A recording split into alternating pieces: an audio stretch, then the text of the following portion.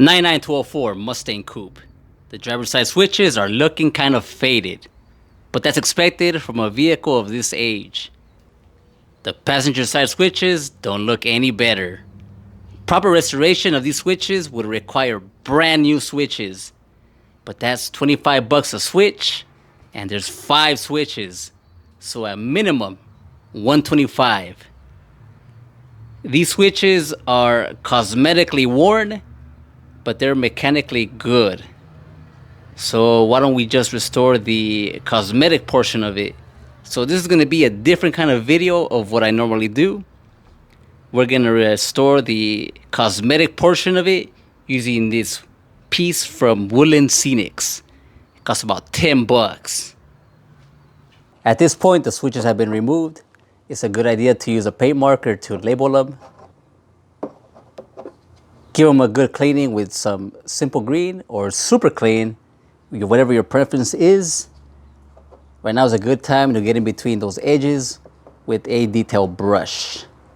So once you got them nice and clean, go ahead and scuff the surface with a gray scuff pad. Just lightly scuff the surface. And once you got that done, we can go ahead and give them a nice coating of black paint. It's been 24 hours and the paint has cured. Nice glossy black right there. I used Duplicolor High Performance Wheel Coating.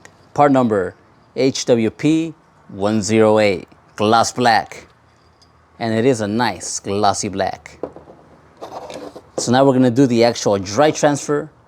Make sure your switch is clean.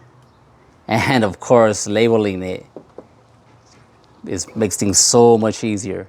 So grab onto your decal and you're gonna cut off the letter that you're gonna be using with a precision knife or use a razor blade.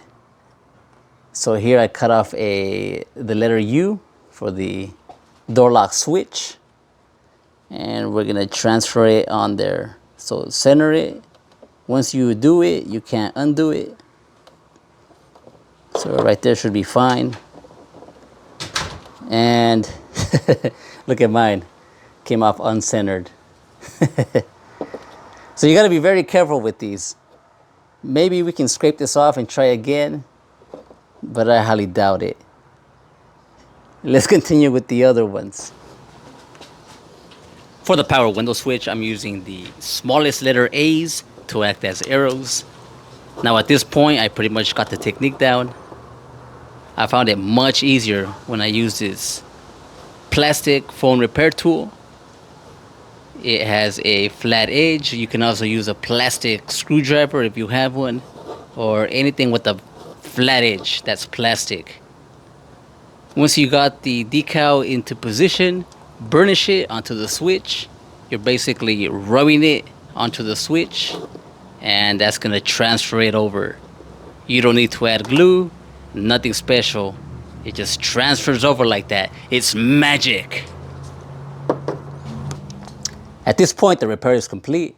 What do you guys think? Doesn't look that bad, huh?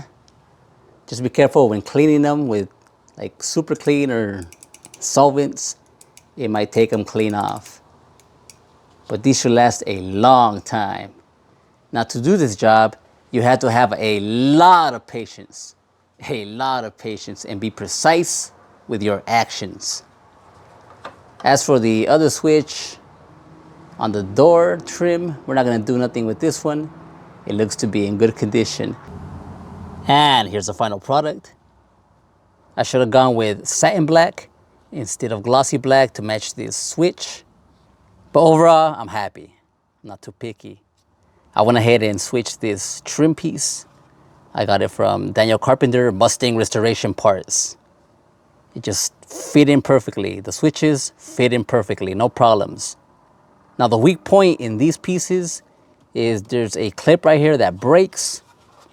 Looking at the old piece, we can see the fault. Daniel Carpenter Mustang Restoration Parts also makes headlamp switches, headlight switches. Are you seeing this?